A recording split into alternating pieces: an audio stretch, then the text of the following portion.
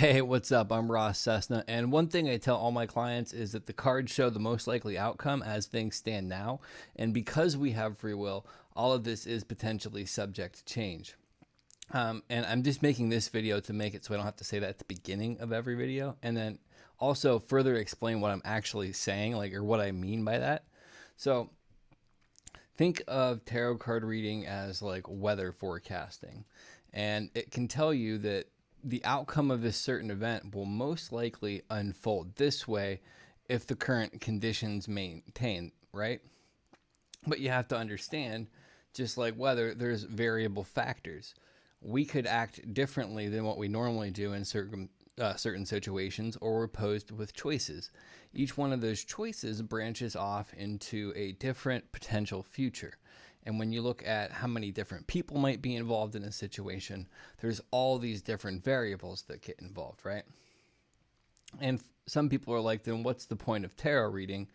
This is actually more so like giving you a map to help you get to the results that you want in some way, shape, or form. Because the other outcome, or the only other logical way to think about that then, if that wasn't true, like if you didn't have the opportunity to make choices to make things better or worse based upon where this is saying you're heading at the moment, if that wasn't true, every other outcome would be predetermined, which is like a very fate-driven model where there's no free will. You don't have any choices, and all outcomes are predicted, right? That's not how life works. That's not how reality works in my experience. We're always given choices, and it ebbs and it flows into different directions based upon those choices.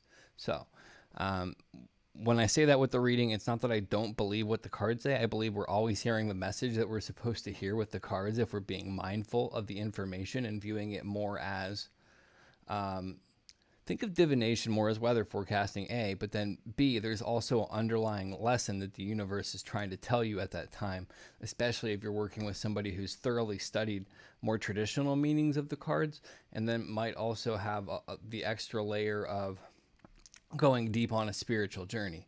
It's not to discredit anybody else where they're at. It's just saying you're going to get a way different read from somebody who understands it like that, more so than saying this is what's going to happen. So anyhow, thank you so much for checking this out. If you have, drop a like and all that good stuff. And yeah, I look forward to reading your cards.